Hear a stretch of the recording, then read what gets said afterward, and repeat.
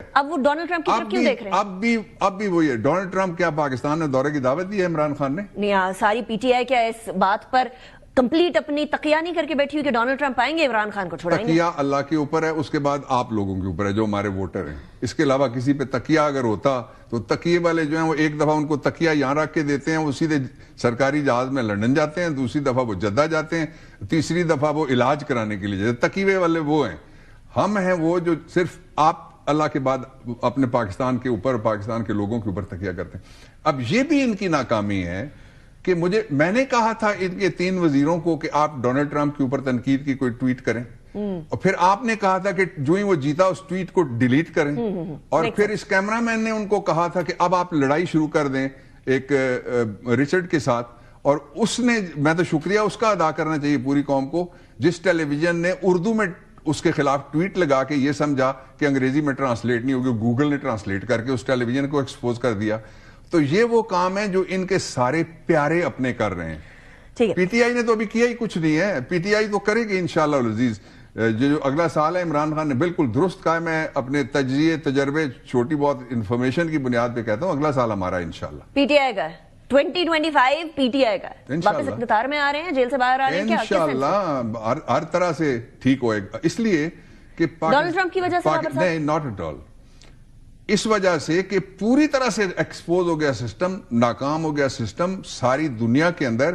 آپ دیکھیں کہ پہلی دفعہ جو یورپی یونین ہے وہ چھٹی والے دن جو ہمارے ایم ٹی سیز کے ٹرائل کے کنوکشنز ہیں ان کو کنڈیم کرتی ہے, ان کو ریجیکٹ کرتی ہے. امریکہ کرتا ہے, برطانیہ کرتا ہے. وہ اسرائیل کے حملوں کو ریجیکٹ نہیں کرتے. میں اس پہ آتا ہوں جی. اچھا, دوسرا یہ ہے, یعنی ان کی بات کو تو we should take with a pinch of salt, right? نہیں, وہ دیکھیں نا, تو شہباز شریف تلوار لے کے گھوڑے پہ بیٹھ کے جا رہا تھا, صلاح الدین ایوبی بن کے جا رہا تھا, ہم نے اس کو پکڑ کے روک لیا ہے.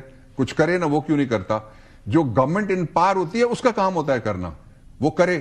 ہم نے جب امریکہ کو راستہ نہیں مل رہا تھا افغانستان سے نکلنے کا تو پڑوس میں امن کے لیے ہم نے مدد کی تھی. یہ بات آپ نے بڑی امپورٹنٹ کہی ہے بابر صاحب. اچھا سنیے نا, دوسرا یہ ہے کہ اسرائیل کی جب آپ مثال دیتے ہیں تو اسرائیل مغرب کا ایک ناجائز بچہ ہے اور وہ فلسطینیوں کی زمینوں پہ قابض ہے.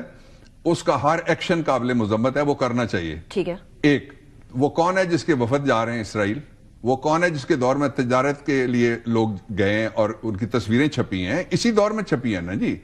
عمران صاحب کے دور میں بھی ایک خبر آئی تھی ہیلی کاپٹر والی, وہ بھی غلط تھی. نہیں, یہ بالکل صحیح ہے. میں کہہ رہا ہوں ٹیلی ویژن کے اوپر غلط ہے تو بتائے نا گورنمنٹ کے غلط ہے. چلیے, گورنمنٹ کو کھلی ایک انویٹیشن ہے میرے شو پہ آ کر بتا دیں. کوئی کسی جگہ سے کوئی بوٹ پالش کرنے کے لیے ان کو دنیا میں جس جگہ دے گا وہاں پہ یہ پہنچنے کے لیے تیار ہیں.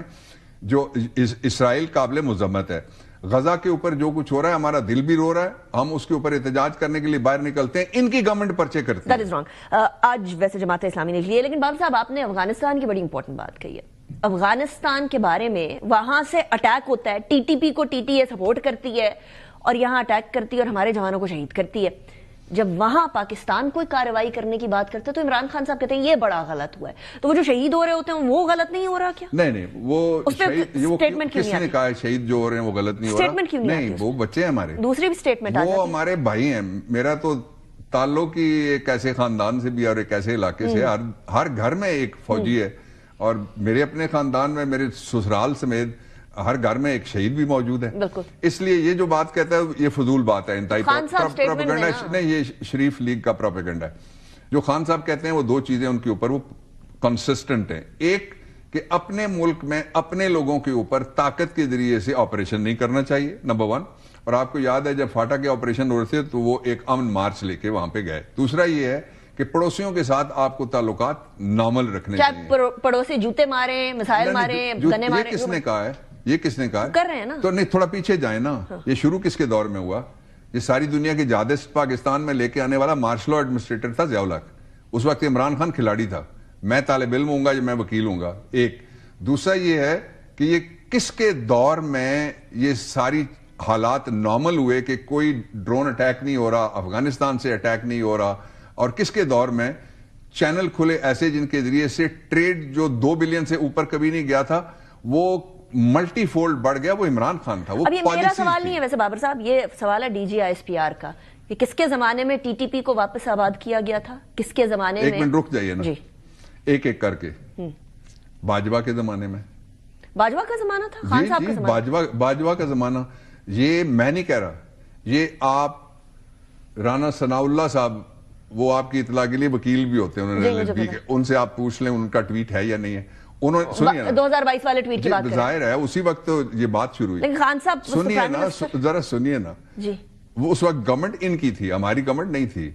उन्होंने जो ट्वीट किया एज अ मिनिस्टर वो ये था कि हमारी नेशनल सिक्योरिटी काउंसिल की मीटिंग हुई है, उसमें कौन नहीं बैठता, सारे इदारे बैठते हैं।